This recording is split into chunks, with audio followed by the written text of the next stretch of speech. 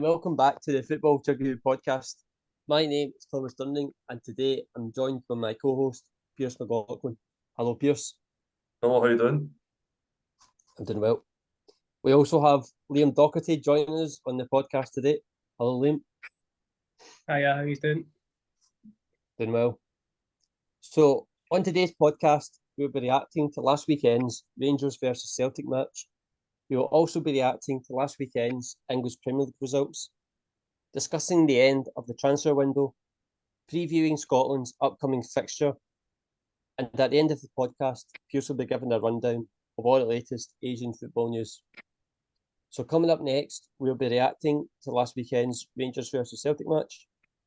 So on Sunday, the 3rd of September, Celtic Rangers 1-0 in the first derby of the season. So this result now means that Celtic are 4 points clear ahead of Rangers in the league table. So Pearse, starting off with you, what is your reaction to last weekend's Celtic versus Rangers match?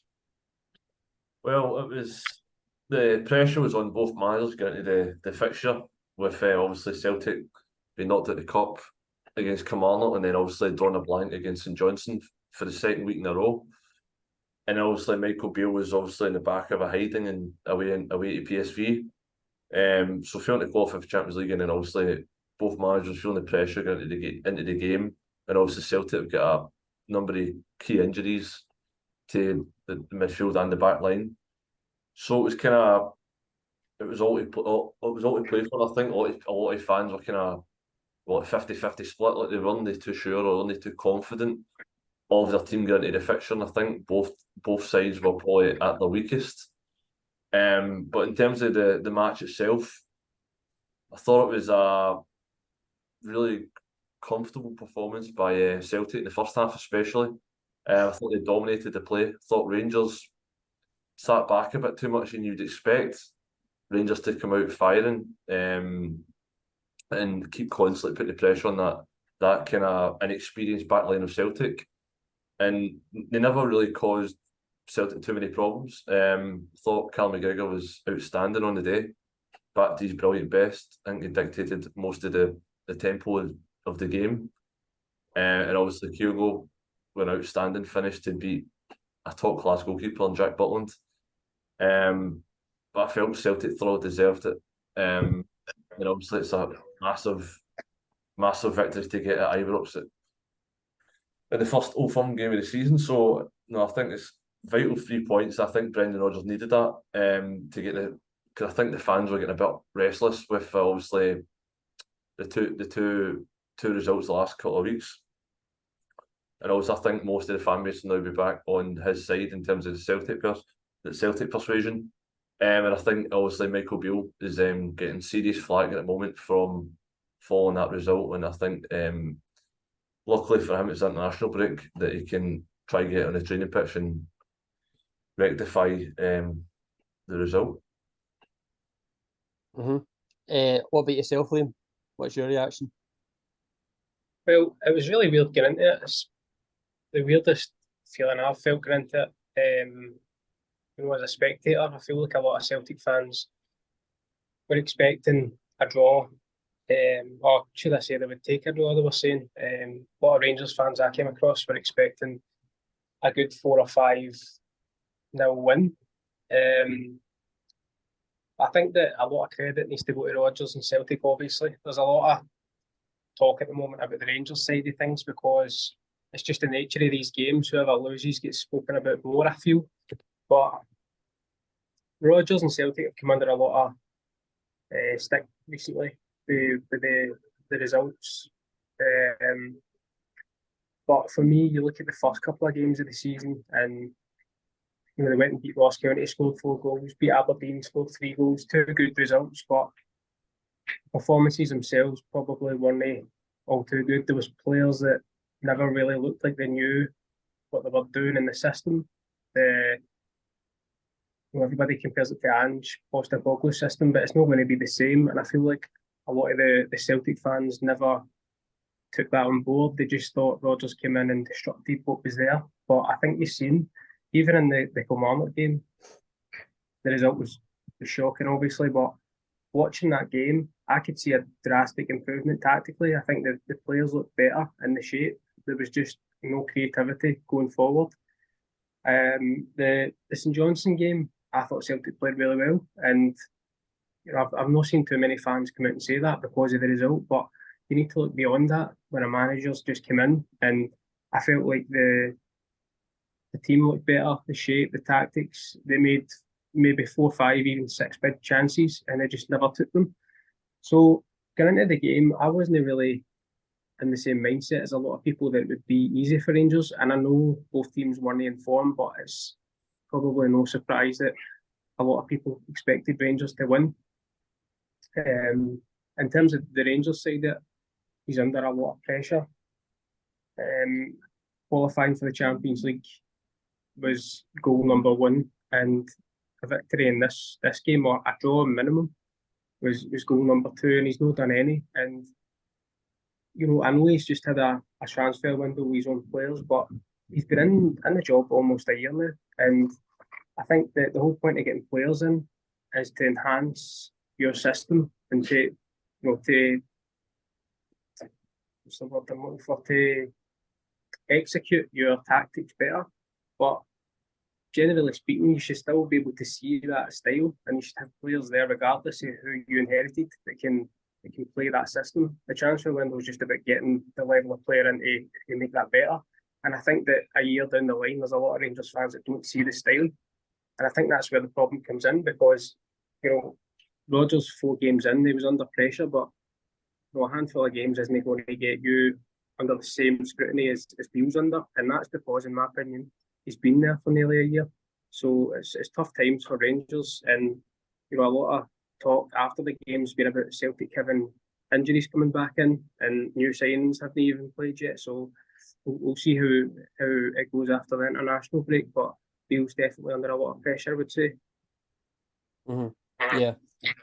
I mean, for me, it's kind of 2 teams in transition. I think a wee bit. Obviously Celtic got their injury problems.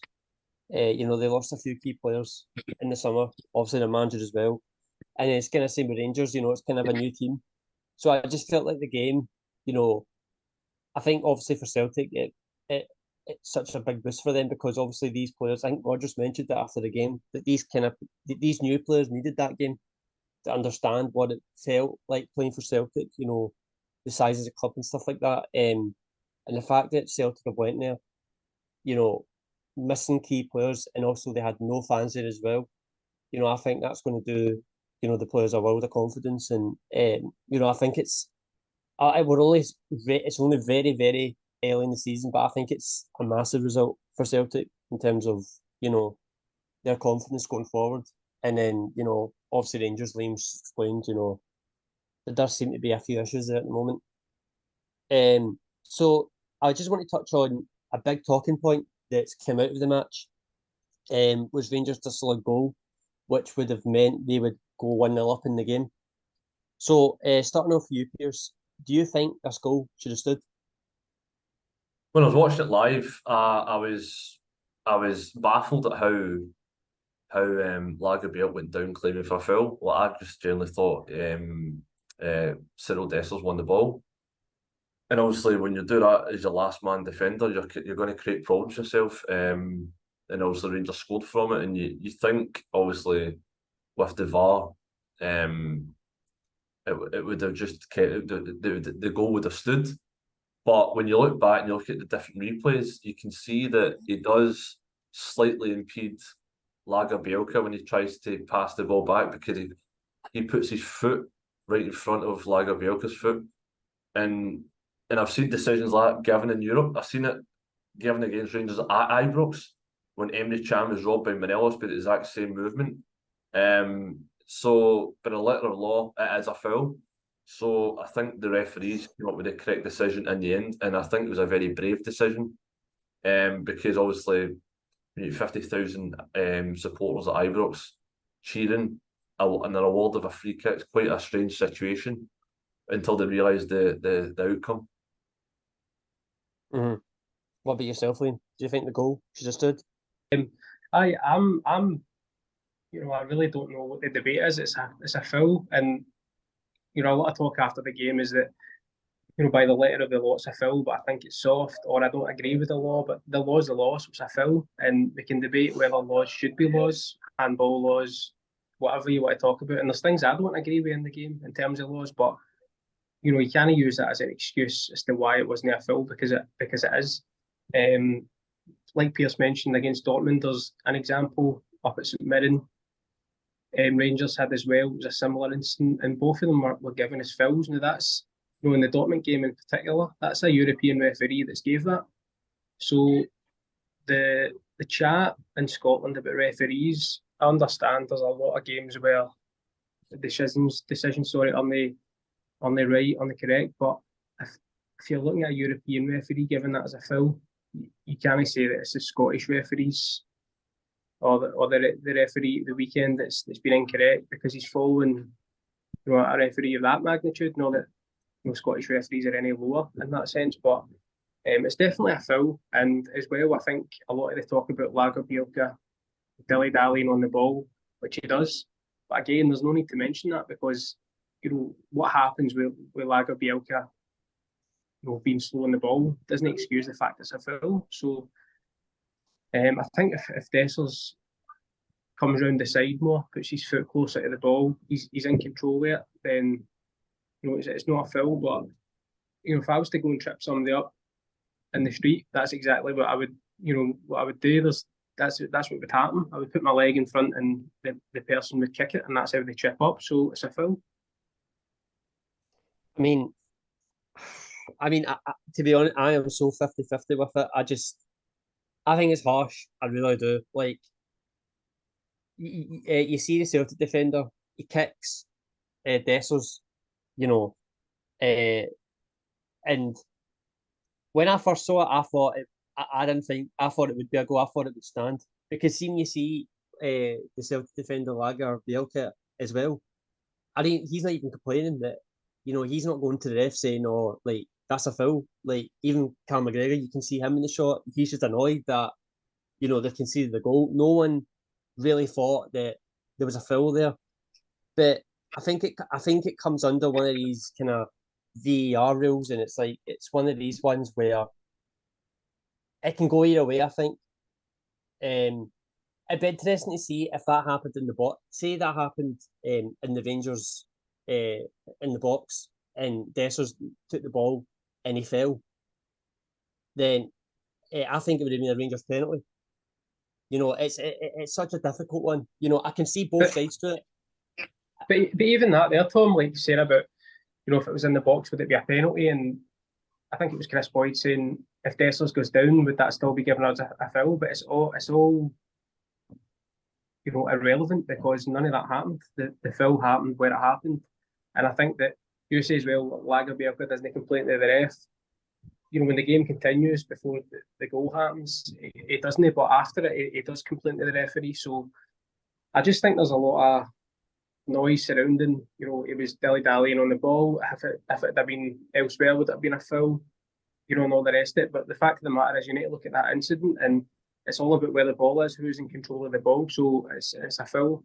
I think. Well, I know because it's a law. Yeah, I think it's soft. I'll say I think it's a very soft foul.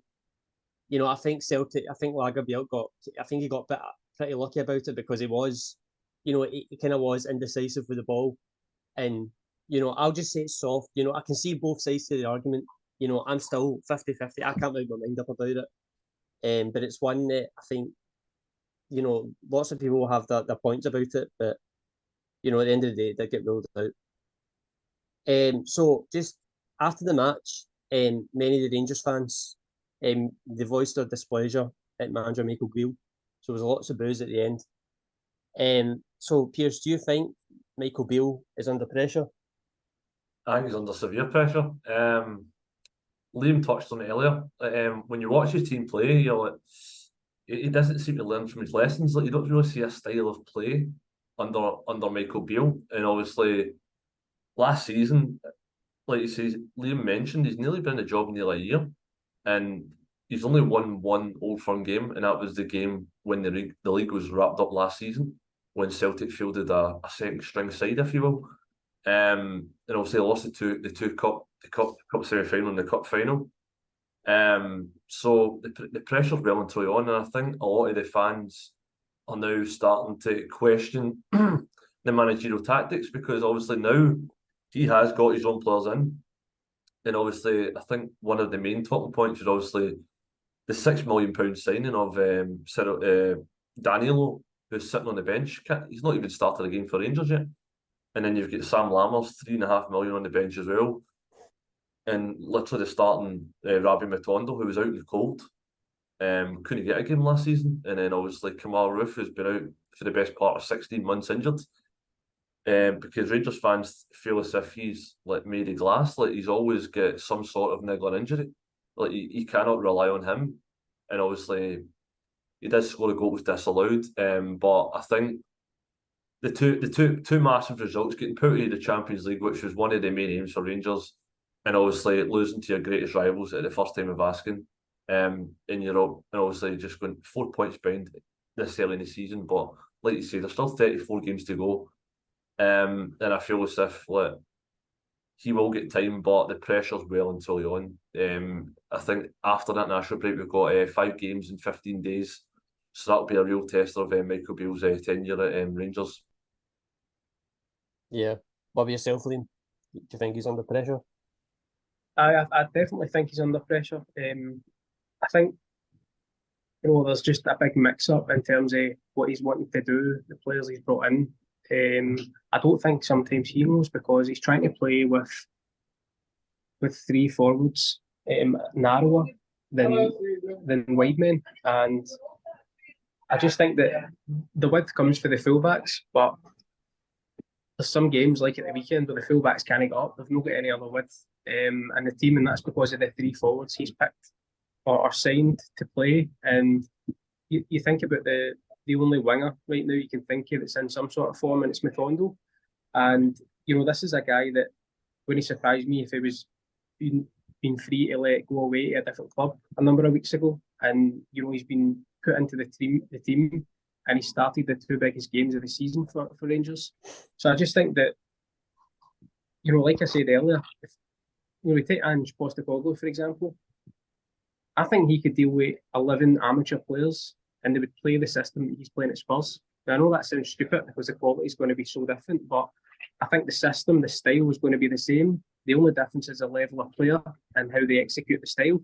So I think just now, Beale's went out in the transfer window. He's brought players in that should be enhancing his style, and they're all on the bench. So he's saying that the players there are good enough. Which makes me think if they were good enough in his style, then 12 months nearly later, there wouldn't be fans sitting there thinking, what is the style? So I think it is a bit of a mess. But at the same time, I think if Rangers have stuck with him thus far, and they're 4 games into the season, it's just a bit of a risk to change it. Because the favourites to win the League Cup, and there's still plenty of time to make ground back up in Celtic. So it's a tricky one to try and look at. Yeah, I think the 2 big reasons for me, it's style of play and it's recruitment. It's quite obvious to see with Rangers at the moment that I think people are still trying to figure out what they're trying to do in terms of style of play. No one really sees any kind of patterns of play. And I think Michael Beale's still trying to figure that out. What's the strongest way for Rangers to win matches, and in recruitment as well. It's Michael Beale was heavily backed this summer, and the signings. I think Rangers fans, I think the jury's still out with a lot of them at the moment. The fact that they're probably the star signing of the summer, which was Danilo. The fact that he's on the bench for the Champions League qualifying game and also the game the weekend against Celtic, I think kind of says a lot about the fact that Michael Beale's still not sure about Danilo and the rest of his signings yet. And I think the biggest part about it is that the signings that they've made in the tank positions, they're just not clinical. They have plenty of chances in the match, but they're just not taking them. Whereas when you look at Celtic, although they're not overcrowded with attacking players, they've got one guy up front in Kyogo, and he only needs 1-2 chances a match and he'll take one of them. So I think that just kind of says it all. So I do think he is under pressure, and I think he's going to have to quickly try and sort it out because we could be sitting here in a month's time, and Rangers are far away from the league table, top of the table, and yeah, I think after this international break, it's a really crucial kind of next couple of games for Michael Beale. So we also had other Scottish teams played at the weekend, and the final results for them were Kilmarnock 0, Ross County 1, Livingston 1, St Mirren 1, St Johnstone 2, Dundee 2, Aberdeen 0, Hibs 2, Hearts 0, Motherwell 1. So Pearse, starting off with you, which match from these set of results stands out to you the most? I'm going to go Hearts 0, Motherwell 1. I think Motherwell have had a fantastic start this season. Joint top of the table with Celtic on 10 points. The only difference, or second, is only by 2 goal difference. They've got the same defensive record, like you said, 3 times this season. And I just think, obviously, winning 10 man against Hearts at Tynecastle is some result, and even the quality of the goal, the pass by Blair Spittle to find Callum Slattery, the reverse ball in between the right centre half and then the right fullback, and then the finish to beat Xander Clark, who is a top quality goalkeeper, Scotland internationalist. No, I think so just the style of play, attacking talent, but also out of possession, well structured. You can see the willingness to get a challenge, fight for the badge, and put their body in the line. And you can see why he has been as successful since he's came in the door. And I think you can see there's a night and day between him and Stevie Hamill's reign, whereas they were leaking goals left, right, and centre, and they couldn't score. And even Van Veen took a dip last season, so they've lost Van Veen this summer. And then the man that's going to replace him, Max Bielrith, is got injured as well, so he's out until mid-November. So they're playing without a lot of recognised number 9, because I think they played Theo Bair, who was at St Johnstone last season, and he couldn't get a game at St Johnstone last season. He struggled for, I think he struggled for goals as well. So they've not got a prolific number 9, but they've got a threat all over the park, and they keep themselves in games, and I think he's done a tremendous job, and that is the standout fixture for me. Motherwell 1-0 against Hearts.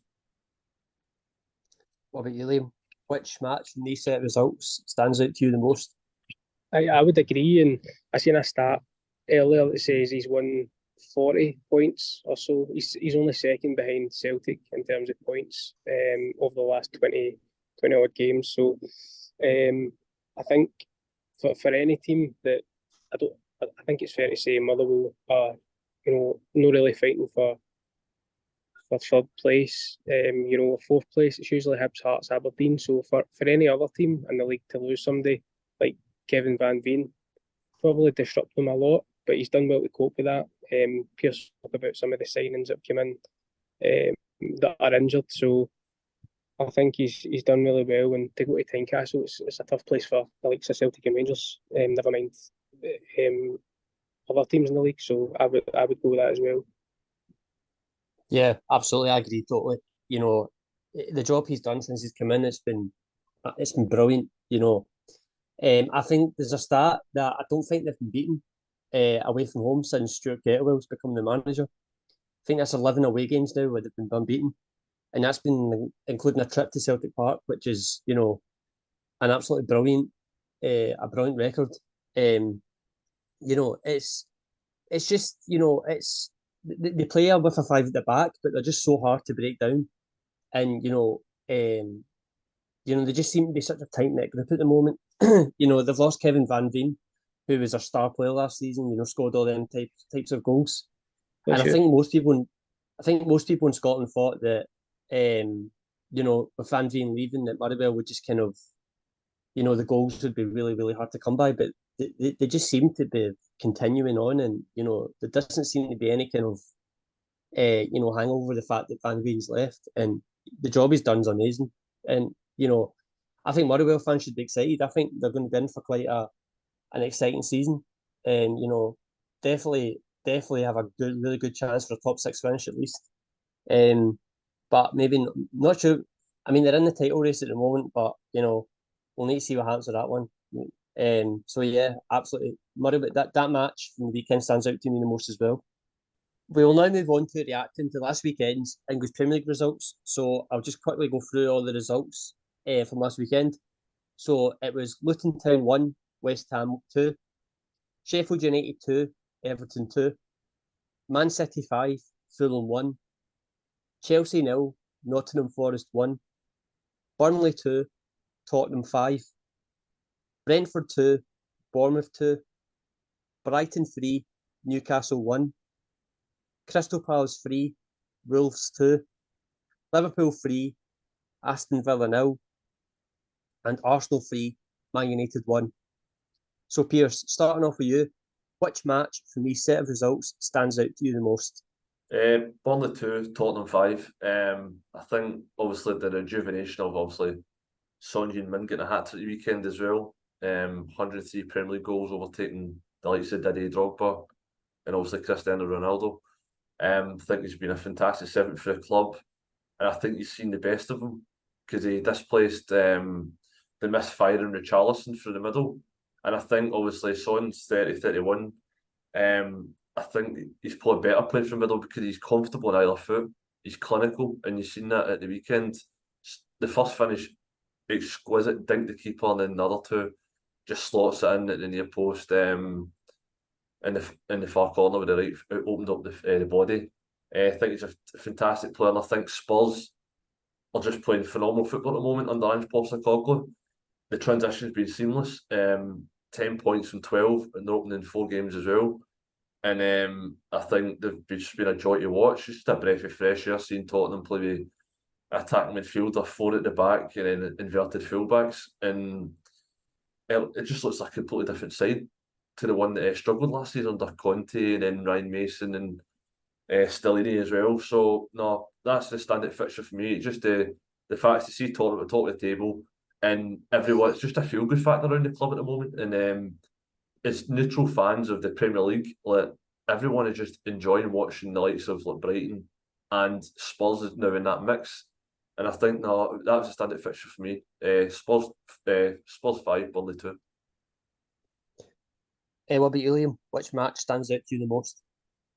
I would agree with that as well. I think there's been a lot of talk about tactics and managers getting their style across and all the rest of it up here recently. And I think the way Andrew's gone down there and started so quickly, kind of expected from people up here. It was maybe, people down south are debating whether it was the right choice, but to see him actually go down and start so well, I think watching Spurs has just been really exciting. It's different to what they've had previously, really defensive styles.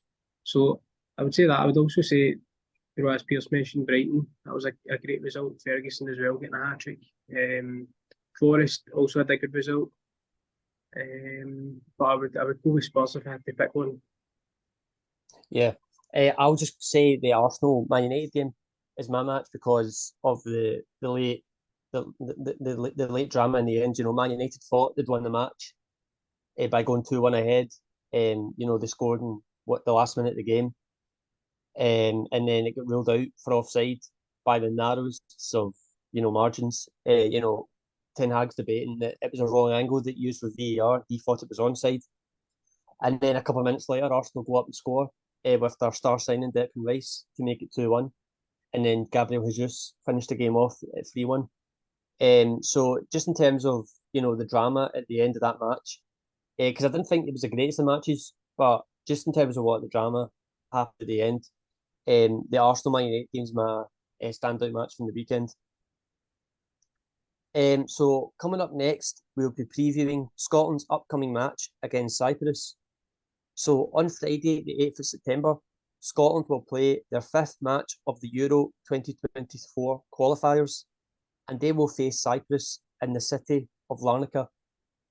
So Pearse, what is your thoughts on this upcoming Scotland match? Yeah, excited.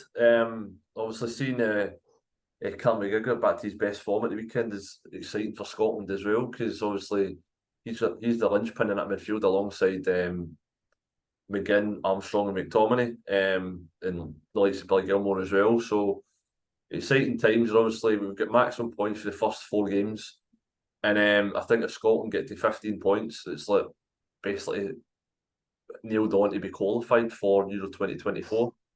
And I think obviously going away from home, Scotland fans are accustomed to like a poor result, but I feel as if obviously that result in Norway last time out was a magnificent performance on the back of beating Spain, and obviously Erling Haaland did show as well, and the Kenny McLean the 2 late goals was outstanding, and it's just given Scotland a belief. And like you say, we're barely conceding the goals, and we just look so good going forward as well. So I can only see a comfortable Scotland win, and I'm sure you'll do a brilliant match report on the website.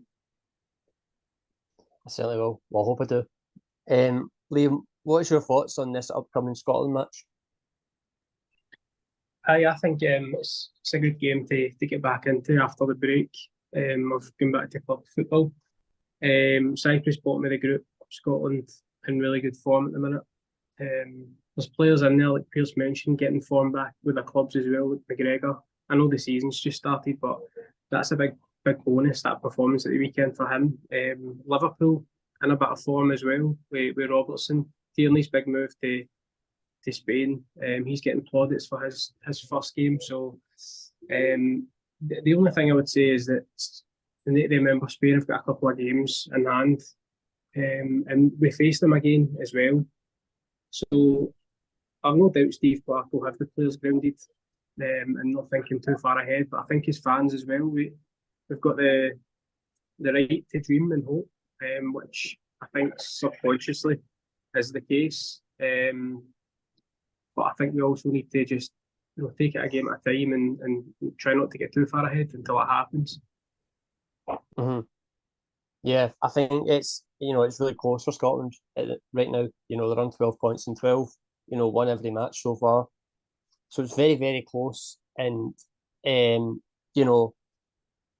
don't want to say it confidently, but I do think if Scotland win on Friday against Cyprus, then I think that will be enough for them to qualify for the Euros next year.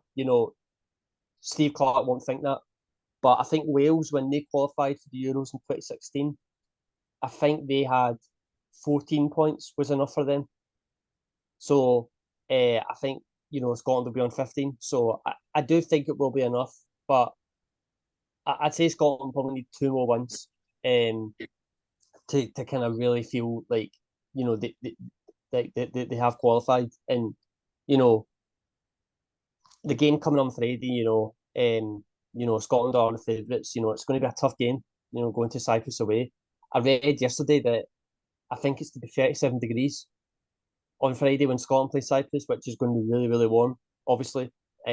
So it's going to be interesting how Scotland kind of cope with that. But yeah, I think Scotland will win. And yeah, I think that'll be enough for them to qualify for the Euros next year. So coming up next, we'll be discussing the end to this summer's transfer window. So on Saturday, the 2nd of September, the transfer window officially closed for the majority of leagues around Europe. So Pearse, what's your overall thoughts about this year's summer transfer window? I think we've seen some mad transfers in terms of like the Saudi League and obviously the Barclays Premier League, and some young players signing long-term contracts at Chelsea for massive fees, and obviously Declan Rice eventually his big move. But I think this summer transfer window has been pretty good in terms of so many massive signings, and ones you don't expect. Like for instance, like Liverpool's full midfield went to the Saudi Pro League, and obviously Karim Benzema, current Ballon d'Or winner, is in the Saudi Pro League as well, leaving Real Madrid after is it 12 years? So no, some crazy transfers, but exciting nonetheless. Yeah, what about you, Liam? What's your thoughts? Just like Pearse said, there's been a lot of money spent and players moving across, and getting all the headlines this window. And that's me only talking about Chelsea, but the Saudi League are really ramping it up as well with the money spending. I think there has been really good signings for Liverpool, considering they missed out on the big money ones. To get McAllister as well, but for what I would say, this market's pretty cheap. It's good business. For me, the biggest impact signing I've seen since the window shut, or since the move was made even, is Bellingham at Real Madrid. And I'm a Barca fan, so it pains me to say it, but for him to go in there and replace Benzema, and he's 4 or 5 games in, he's become their main man in such a short space of time. So I would need to look at that as my best if I had to pick. Yeah. It's been a mad window. It's been a very different window compared to other ones, with lots of players kind of leaving to go to different kind of continents. This window we saw Messi leave Europe to go into Miami, so his kind of European football adventures kind of over. We've also seen Neymar leave European football, Benzema as well. So we've seen lots of top football stars leaving European football this summer. And the money that's getting spent is, it's just grown year on year. And, the fact that Chelsea have, in the last couple of years, have spent over £1 billion on transfer signings it kind of says a lot about the way the transfer market is at the moment, whereabouts it is, the market's just so overinflated. So yeah, it's been a very, very different summer transfer window, just for so many reasons. So just finally, Pearse, who's your signing of the window? Well, I'm going to go for Harry Kane to Bayern Munich. I think that was the big marquee signing of this window. And obviously, the England captain leaving the Scottish Premier League. And it felt as if it was never ever going to happen, because obviously the failed move 2 years ago to Manchester City. But the fact is, it hasn't weakened Tottenham, because Tottenham have got a brilliant run, as we've just touched on. And I think Kane just fits in seamlessly to that side. I think Bayern Munich did pay over the odds a little bit, because obviously Daniel Levy doesn't want to lose his key man for cheap, and we all know he's a shrewd negotiator. But I feel as if he is like the Lewandowski replacement, because last season he struggled, and I think this season he started pretty well. Get 3 goals in his opening 4 or 5 games, and I think he will be the difference maker for them in the Bundesliga and in the Champions League. And I think he gives them a massive opportunity to go on and lift the trophy. Yeah, I agree. That's my signing in the window. Because me and you have talked about this on the podcast quite a lot over the summer, about where it's going to happen, where it's not going to happen.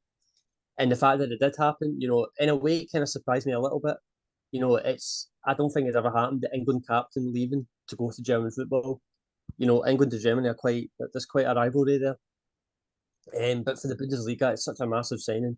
They don't really sign these, not often do they sign these top kind of football players. But the fact that Harry Kane's went to Bayern Munich, it's really good for the Bundesliga. And as you said, probably the best replacement they could get for Lewandowski, just in terms of how prolific a goal scorer Harry Kane is. And it strengthens Bayern Munich really. It makes them really strong. And yeah, I think it's a brilliant signing. And Liam said about Jude Bellingham, I have to touch on him just because of the impact he's made. He's turned into a goal scorer. It's quite amazing the amount of goals he scored so far for Real Madrid in the short space of time. But my signing of the window, just to finish it off, is Harry Kane to Bayern Munich. So for the final part of the show, Pearse will now give his Asian football roundup. Yeah, so we're going to start off with some G League 1 action. So this is match day 26 out of 34. So only 8 matches left, so it's exciting into the season. So on Saturday, the 2nd of September, we had Hokkaido Contador Sapporo 4, Gambo Osaka 0, Nagoya Grampus 1, Yokohama FC 1, Alberts Niigata 1, Ura Red Diamonds 1, Seners Osaka 3, Kawasaki Frontale 0. And then the shock result of the weekend is Kawashi Racing 2, Yokohama F Mariners 0, Sagan Tucson 0, Sanfrecce Hiroshima 2, Shonan Bellmare 2, Kawashi Antlers 2. And then Saturday, the 3rd of September, the last 2 matches of the weekend, we had FC Tokyo 1, Avispa Fukuoka 2, and then Vissel Kobe 2, Kyoto Sanga 1. So that's leaving the table looking like this. So now at the top of the table is Vissel Kobe, who have now overtaken Yokohama F Mariners, who have now slipped up the last 2-3 weekends, and they had a comfortable 3-4 point lead. Now that's just been evaporated. And then you've got them on 52 points. In second position, we've got Yokohama F Mariners on 50, and then we've got closely behind them Nagoya Grampus in third with 46, and then fourth and fifth respectively Cerezo Osaka and Urawa Diamonds on 45 points. So we've got 5 teams separated by 7 points, and it's only 8 games remaining. So it's the title charge is exciting in the Japanese league. And at the bottom of the table, we've got Shonan Bellmare on 18 points, who are starting to be cut adrift a little bit, and they look certain to go down. And slightly just above them is 17th position Yokohama FC on 22 points and Kawashi Reso on 23 points. So in terms of the K-League, so this is match day 29 out of 33. So we've only got 4 matches left after the international break. And I think Ulsan Hyundai have been in kind of party season because they've just kind of been slipping up recently. But we start off with Friday night action. So we had Friday the 1st of September, Daejeon Hana Citizen 0, Suwon FC 1, Daegu FC 1, Gangwon FC 0, and I've got a match report on the Football Chuggu website, so go check that out. On Saturday, the 2nd of September, we had Suwon Samsung Blue Wings 0, FC Seoul 1, Incheon United 0, Pohang Steelers 2, and then Sunday, the 3rd of September, we had Ulsan Hyundai 0, Guangzhou FC 2, and then Jeju United 0, Jeonbuk Hyundai Motors 0. So at the top of the table, we've got Ulsan Hyundai, I just touched on, 61 points. At one point, they were 16 points ahead. Now the lead's only been cut down to 8 points. Pohang Steelers have been consistently picking up points, and then obviously, so they're 8 points behind in 53 points. In the third position, we've got Guangzhou FC, who have now overtaken FC Seoul and have been a surprise package this season, considering they've only just been promoted from the K-League 2. And some of the football they've been playing has been outstanding. And then fourth and fifth position, we've got FC Seoul and Jeonbuk Hyundai Motors on 43 points. And at the bottom of the table, it's just as tight. We've got 2 teams kind of cut adrift a little bit. We've got Gangwon FC, rock bottom of the table on 21 points. And then 11th position, we've got Suwon Samsung Blue Wings on 22 points. And then the Suwon counterpart, we've got them on 10th position with 29 points. So it looks as if Suwon, Samsung Blue Wings and Gangwon FC are destined to go down. With only 4 matches remaining, but is set for a thrilling into the season in the Korean First League. So in terms of some Asian football news, so Red Star Belgrade, and is known as English media, but it's also known as Schweder, have signed Olympiacos South Korean midfielder Hwang In-Beom after a conflict with his club over a contract issue due to a lack of payment. So they've put him up for sale, and he's now signed for a club record fee of €5 million, which is Hwang 26 joins Red Star Belgrade on a 4-year contract from Olympiacos. So I think that's a brilliant signing, as he's a talented midfielder who can play in a variety of positions. And obviously, massive news coming out of G League 1. Juan Mata has signed for Vissel Kobe. Mata, 35, is set to follow in the footsteps of his fellow World Cup winner, Andres Iniesta, after rejecting offers from Saudi Arabia and United Arab Emirates. Another ex-colleague, David Villa, spent a fruitful year with the club back in 2019. Mata's move to Vissel Kobe reflects a growing trend of established football stars exploring new horizons in leagues outside of Europe, drawn not only by the competitive football but also by the unique cultural experiences. Mata will make his debut on the 16th of September against Sanfrecce Hiroshima away from home after the international break. Massive signing, and he will help his side's title aspirations, with his side now just at the top of the table, having overcome Yokohama F Mariners. He'll no doubt add lots of experience and that winning mentality, and also the quality in the final third, which the side have been lacking in the last couple of weeks. So the former Valencia, Real Madrid, Chelsea, Manchester United, and most recently Galatasaray star still has plenty to offer. And even at 35, I feel as if he will light up the J League 1 and will love the culture of Japan. So Michael Kim is resigning from his position as national team head coach of South Korea after 5 years Jurgen Klinsmann asked him to change his position to a scout in order to bring in a new coach, and Kim eventually decided to resign. So Klinsmann has now appointed former Celtic defender Chaduri as a full-time coach, having previously worked as an advisor for the national team. And that's all your latest Asian football news. Thank you, Pearse. And also thank you, Liam, for coming onto the podcast. And thank you, everyone, for listening to this episode of the Football Chuggu Podcast. This podcast will be available to listen to on the Football Chuggu YouTube channel and also the Football Chuggu website. Thanks for listening and see you soon. Bye-bye. Bye.